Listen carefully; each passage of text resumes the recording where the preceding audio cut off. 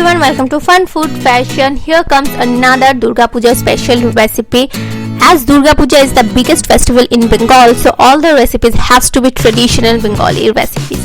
So here's the recipe of Muri Ghonto that is traditionally made in any Bengali household using fish head cooked with some gobindobhog rice, which is very fragrant and delicious. But first thing first, hit the subscribe button if you're new and press the bell icon so that you never miss an update of my channel. Let's start making the Muri Ghonto. For that, here I have taken heads of good quality of rohu fish. You can use katla fish head as well, but I'm using rohu fish head, and I'm going to marinate it with some turmeric, half a teaspoon of turmeric and half a teaspoon of salt. Here I have taken 3 pieces of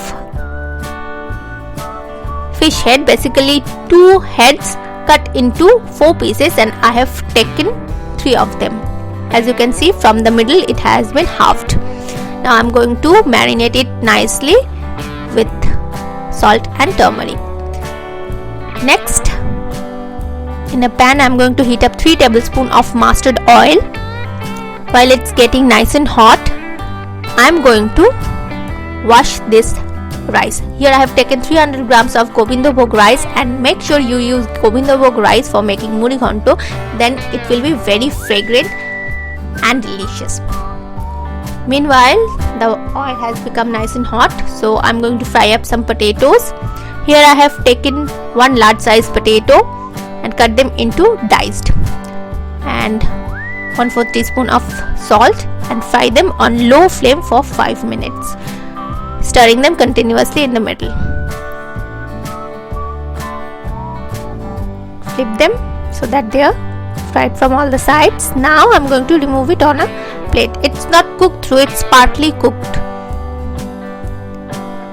Next, in the same oil, I'm going to fry up the fish heads.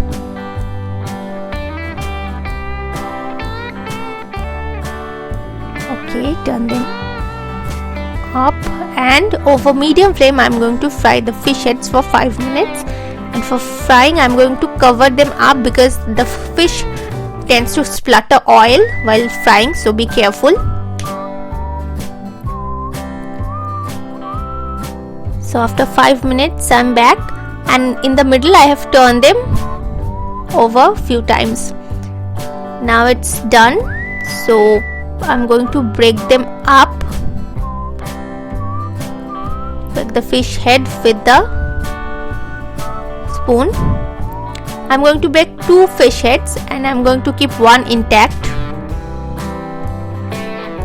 and toss them over high flame. Just fry them for a few minutes more, 2 minutes or so, and they're done. And I'm going to remove them on a plate as well.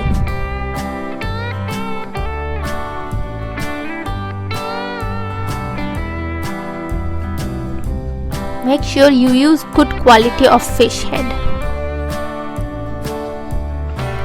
Now in the same oil I'm adding the washed gobindobhog rice, and I'm going to fry them.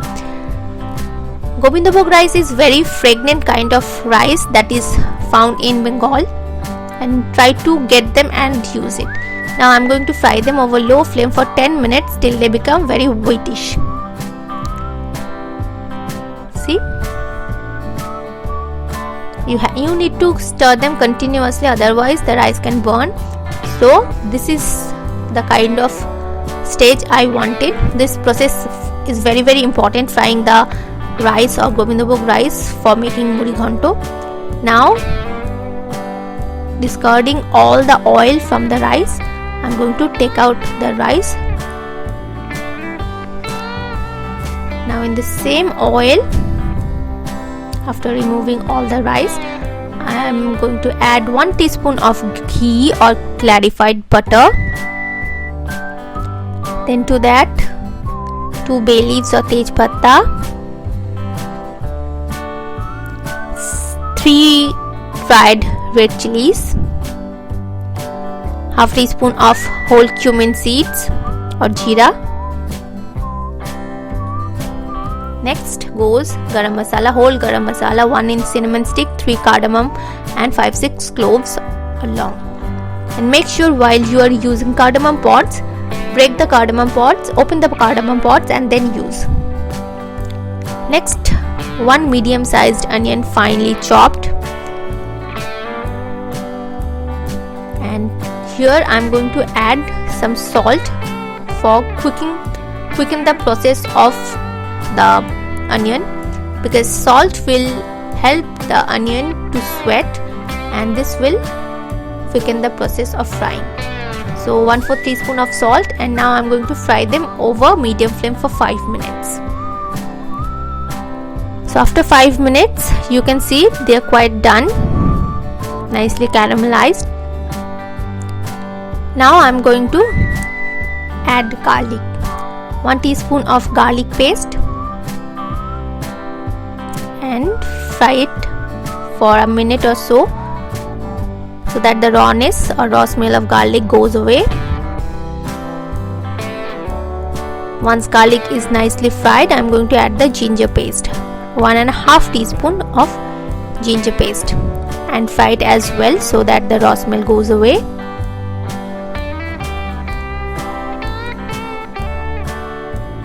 And now I am going to add 1/2 teaspoon of turmeric and 1 teaspoon of cumin or jeera powder, and fry them for 10 seconds.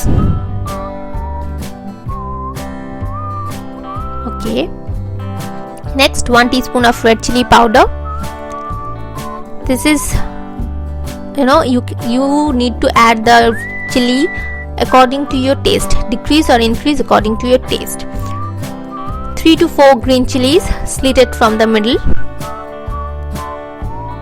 Next, I am going to add 1/2 cup of water for braising all the masala. This process, or which is called koshano, is very important for Indian gravy. This makes the gravy tastier. The more you braise the masala, it will become more tastier. So while it's bubbling up, I'm going to add salt according to taste. Mix it. Now cover it and cook the masala till oil separates, and on medium flame. Now I'm back after 5 minutes and you can see oil has separated. So I'm going to add the fried gobindobhog rice.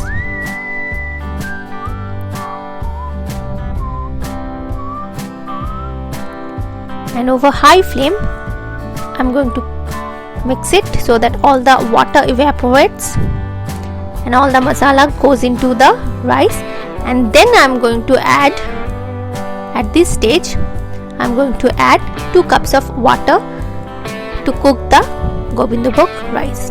And over high flame let it come to boil, let the water come to boil. So wait. So it's bubbling up. Now turn the gas to the lowest, mix one more time, and then cover it and cook for 5 to 7 minutes on low flame. After 5 minutes I'm back, and now at this stage I'm going to add the fried potatoes because they're half done, they need to be cooked through. Again cover and cook on low flame for 10 minutes. After 10 minutes the rice is quite done, almost 70% done. So I'm going to add 1/2 teaspoon of sugar and then I'm going to add the fried fish head, including all the oil, and mix it gently so that the fish head does not break.